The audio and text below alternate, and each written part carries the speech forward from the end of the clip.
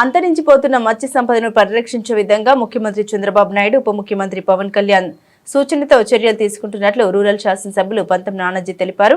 ప్రపంచ మత్స్యకార దినోత్సవం సందర్భంగా కాకినాడ ఫిషింగ్ హార్బర్ జెట్టి వద్ద మత్స్యశాఖ ఆధ్వర్యంలో ఏర్పాటు చేసిన కార్యక్రమంలో కాకినాడ ఎంపీ ఉదయ్ శ్రీనివాస్, రూరల్ శాసనసభ్యులు పంతం నానాజీ, ఎమ్మెల్సీ కరి పద్మశ్రీ, జిల్లా కలెక్టర్ షణ్మోహన్ పాల్గొన్నారు. 50,000 పండుగప్ప పిల్లల్ని సముద్రంలోకి వదిలారు.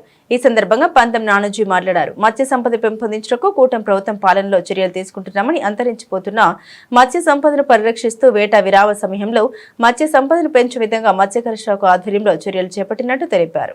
అందరికీ నమస్కారం.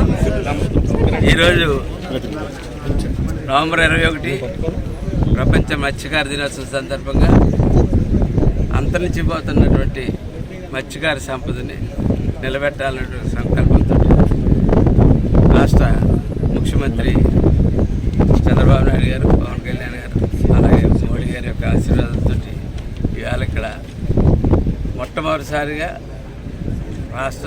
దేశంలోనే మొట్టమొదటిసారిగా 50,000 పండుగప్ప పిల్లలు ఇవాళ సముద్రంలో ఇది జరిపేలా ముందుకెళ్ళిన తర్వాత 15 రోజులకు ఒకసారి 10 రోజులకు ఒకసారి కలిపే విధంగా ప్లాన్ చేసుకుంటూ ఉన్నారు.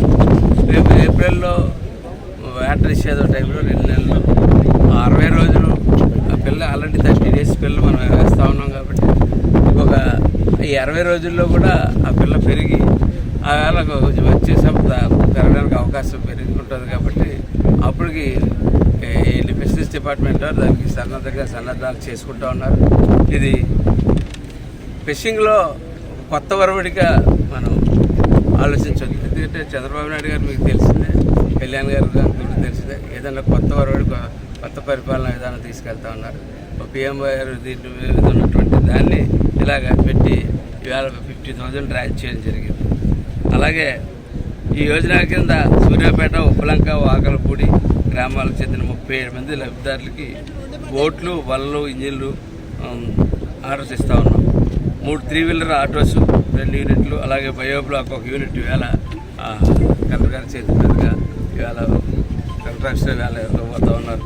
అలాగే ప్రధానమంత్రి మత్స్యకార సంపద వల్ల ఇటువంటి కడపకు చెందిన ఒక ఎస్సీ లబ్ధిదారు సుధాకర్కి ఈపీఎల్ఎస్ చూసి వచ్చాం. గతంలో మనం ఓపెన్ చేసాం. 1,20,00,000 జట్టి ఇవ్వాలి. కానీ ఇక్కడ మత్స్యకారులందరూ కోరుకునేది ఏంటంటే అంత పెద్ద బోట్ మేము భరించలేము. చిన్నది 40 లక్షల రేంజ్లో 30 లక్షల రేంజ్లో అయితే మేము అయితే దాన్ని తీసుకుంటాం. దీనికి ఆయిల్కి దానికి చాలా కొంచెం ఎక్కువ అయిపోతుంది. ఒకసారి చేతి డబ్బులు కూడా పోతా ఉన్నాయన్న పరిస్థితి చెప్తా ఉన్నారు. కాబట్టి దాని మీద కూడా ఒక యోచన చేసి ముందుకు వెళ్ళాలన్నట్టు ఒక ఆలోచన ఫిషరీస్ డిపార్ట్మెంట్లో అయితే ఉన్నది. దాన్ని కార్యరూపం చేర్చడానికి ఎంపీ గారు దీన్ని ప్రత్యేకంగా దీని మీద దృష్టి పెట్టాలని చెప్పి కోరుకోవడం చేస్తూ ఉంది. అలాగే మొన్న వరద తుఫాను కారణంగా ఎప్పుడు నాకు తెలిసి ఈ హార్బర్ కట్టిన 40-30 సంవత్సరాల్లో ఏ రోజు కూడా ప్రజల మాటిని ఇక్కడ ఉన్న వ్యక్తులు వాళ్ళ సొంత ఆస్తులు వదిలి బయటికి రావడానికి మొట్టమొదటిసారిగా వచ్చారు.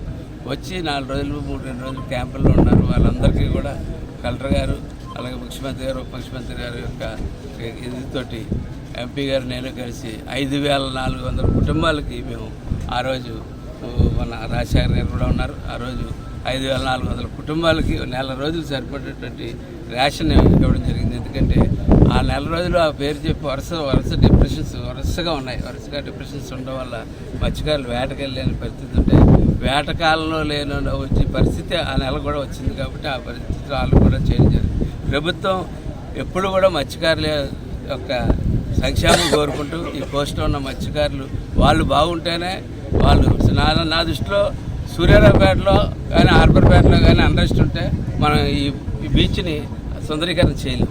ఎందుకంటే ఇక్కడ అన్రెస్ట్ ఉండకూడదు. వీళ్ళందరూ కూడా కలకలాడుతూ చల్లగా ఉండాలని చెప్పి ఆ ఉద్దేశంతో ఈ కార్యక్రమం ప్రారంభించినటువంటి ముఖ్యమంత్రి గారికి, ప్రధానమంత్రి గారికి, ఉప ముఖ్యమంత్రి గారికి ధన్యవాదాలు తెలియజేస్తూ ఇటువంటి దీని నుంచి ఈ హార్బర్కి మరింత సుమారు ఒక 10 కోట్ల రూపాయలు పైచీలకు చాలా అవసరం ఉంది. రోడ్డు మట్టుకు కలెక్టర్ గారు వేయించిన మిగిలిన హార్బర్ బాగు చేయడానికి ఎంపీ గారు చెయ్యాలి. మేము ఖచ్చితంగా ఎంపీ గారి దగ్గరికి మేము అందరూ కలిసి పార్లమెంట్ జరిగే టైంలో మేము వస్తాం. దగ్గరుండి ఎంపీ గారికి చేసి పెట్టాలని చెప్పి కోరుకుంటాం.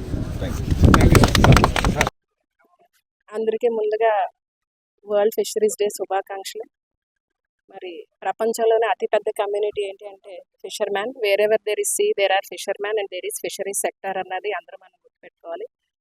సో సెంట్రల్ గవర్నమెంట్ అవనండి, మన స్టేట్ గవర్నమెంట్ అని ఎప్పుడు కూడా ఏంటంటే అన్ని సెక్టార్స్ కూడా డెవలప్ అవ్వాలని చెప్పి కోరుకుంటూ, అందులో మేజర్ సెక్టార్ మనకి ఎకనామిక్ డెవలప్మెంట్ ఇచ్చేది ఫిషరీస్ సెక్టార్ కాబట్టి ఈ రోజు వరల్డ్ ఫిషరీస్ డే రోజు మనకి సీ బాస్ అంటే పండుగప్ప ఫిష్ ఒక 50,000 పిల్లల్ని సమకూర్చి మనకి ఇక్కడ కాకినాడ జెటీ 1లోని ఇక్కడ విడుదల చేయడం జరిగింది. మన ఎమ్మెల్యే గారు, కలెక్టర్ గారు, ఎంపీ గారు, అలాగే ఎమ్మెల్సీ గారు అందరూ కూడా ఇక్కడ ఉన్నారు. సో వాళ్ళందరూ బ్లెస్సింగ్స్ ఏంటంటే ఫిషర్మ్యాన్కి ఇక్కడ రాబోయే రోజుల్లో మంచి పండుగ ఫిష్ దొరకాలని చెప్పి, అలాగే ఏంటంటే ఓవర్ ఫిషింగ్ వల్ల అవనండి, ఇతర కారణాల వల్ల అవనండి ఫిషింగ్ అన్నది అంటే ఫిషెస్ అన్నది కొంచెం అంతరించిపోతుంది. సో దాన్ని పెంచడానికి అని చెప్పేసి, దాన్ని ప్రమోట్ చేయడానికి అని చెప్పేసి కేంద్ర ప్రభుత్వం వారి సహకారంతో మన ఇక్కడ గౌరవ ముఖ్యమంత్రి నారా చంద్రబాబు నాయుడు గారు, అలాగే డిప్యూటీ సీఎం పవన్ కళ్యాణ్ గారు ఆశీస్సులతో ఇనిషియేటివ్ సక్సెస్ఫుల్గా చేయడం జరిగింది. సో అందరూ కూడా దీన్ని సహకరిస్తారని కోరుకుంటూ అందరికీ కూడా వరల్డ్ ఫిషరీస్ డే శుభాకాంక్షలు.